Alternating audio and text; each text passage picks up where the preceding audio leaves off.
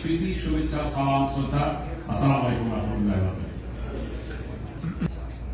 আমরা যেটা বলতে চাই আমাদের আত্মপ্রকাশ কেন মহাসচিব বলবেন, আমাদের আহ্বায়ক আমাদের যিনি প্রধান ইলিয়াস ভাই বলবেন। আমরা ৭১ সনে এ দেশকে আমরা স্বাধীন করেছি, তার পূর্বে আরো ইতিহাস আছে, সেটা মহাসচিবের ঘোষণাতে আসবে। ৪৭-এর মধ্য দিয়ে আমরা দেশটাকে আমরা স্বাধীন করেছিলাম, তারপর ৭১। আমরা তাই এই পর্যায়ে বলি ধারাবাহিকতা ৭১-এর মুক্তিযুদ্ধের অঙ্গীকার কি অঙ্গীকার ছিল? যে সাম্য মর্যাদা, সামাজিক মর্যাদা এবং সামাজিক ন্যায় বিচার, এই অঙ্গীকার বাস্তবায়ন আমরা ১৪ বছরে আমরা যারা রাজনীতি করি আমরা বাস্তবায়ন করতে পারি নাই। গণতন্ত্রকে পাকিস্তানি রূপ দিতে পারে নাই। সেই দায়বোধ থেকে একজন রাজনৈতিক কর্মী হিসাবে সেটাকে স্বীকার করে নিয়ে আজকে যে ২৪-এর যে গণ-উত্থান হয়েছে, আমাদের ভবিষ্যৎ প্রজন্ম যারা ছাত্ররা যারা রক্তের বলিদান দিয়ে দেশকে যে আকাঙ্ক্ষা তৈরি হয়েছে, আমরা ৭১-এর মুক্তিযুদ্ধের চেতনা অঙ্গীকার এবং ২৪-এর আকাঙ্ক্ষার সমন্বয়ে আগামী দিনের বাংলাদেশের পথ চলার একটি আমরা বক্তব্য একটা দেব, যেটা আমাদের মহাসচিব জনাব শওকত মাহমুদ তিনি বলবেন। আমি যেহেতু আপনাদেরকে স্বাগত এবং আপনাদেরকে ধন্যবাদ জানাচ্ছি, আমি জাস্ট কয়েক মিনিটে আমাদের রাজনীতির ব্যক্তির কথা বলে আমার বক্তব্য শেষ করব। সেটা হচ্ছে যে আমরা একটি নতুন বাংলাদেশের স্বপ্ন দেখছি, আমরা একটি নতুন রাজনৈতিক সংস্কৃতিকে তৈরি করতে চাই, আমরা একটি নতুন রাজনৈতিক বন্দোবস্ত গড়ে তুলে হচ্ছে আমাদের লক্ষ্য।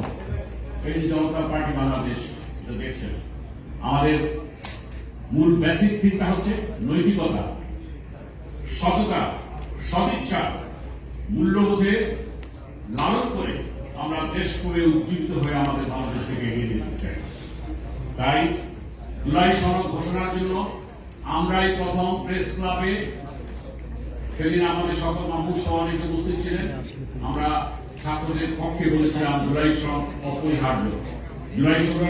জুলাই সনদ ঘোষণার মধ্য দিয়ে আমরা ফ্যাসিবাদের বিচার চাই এবং সেই বিচারের পর ন্যূনতম সংস্কার এবং সুষ্ঠু নির্বাচন করে বাংলাদেশের গণতান্ত্রিক মূল্যবোধ গড়ে তোলাই হচ্ছে আমাদের জনতা পার্টির লক্ষ্য। সেই বক্তব্য আপনারা জানবেন।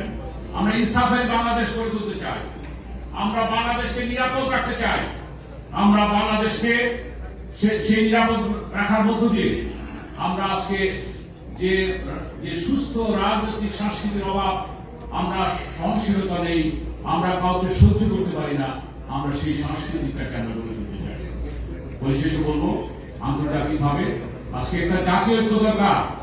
এই স্বাধীনতার সময় ভারত আমাদেরকে সাহায্য করেছিল, কিন্তু আজকে জনগণ ভারতের বিরুদ্ধে কেন? এই প্রশ্ন আজকে জাগ্রত বিবেকের সচেতন অনুভূতি দিয়ে বিশ্লেষণ করতে হবে। কারণ তারা শুধু নিতেই জানে, তারা দিতে জানে না, তারা তাদের দালাগিরি আজকে দেশের জনগণ পছন্দ করে না।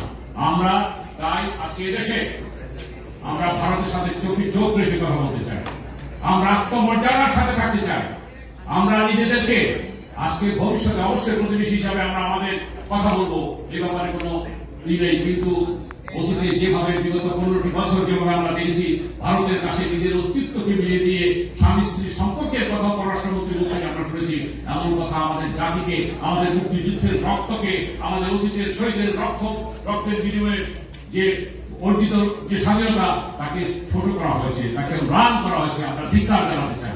তাই আজকে মাথা উঁচু করে আমরা একটা বাংলাদেশী জাতীয়তাবাদের ভিত্তিতে আমরা ধর্মীয় মূল্যবোধকে লালন করে আগামী বাংলাদেশকে আমরা এগিয়ে নিয়ে যাব, এটাই হলো আমাদের মূল বক্তব্য।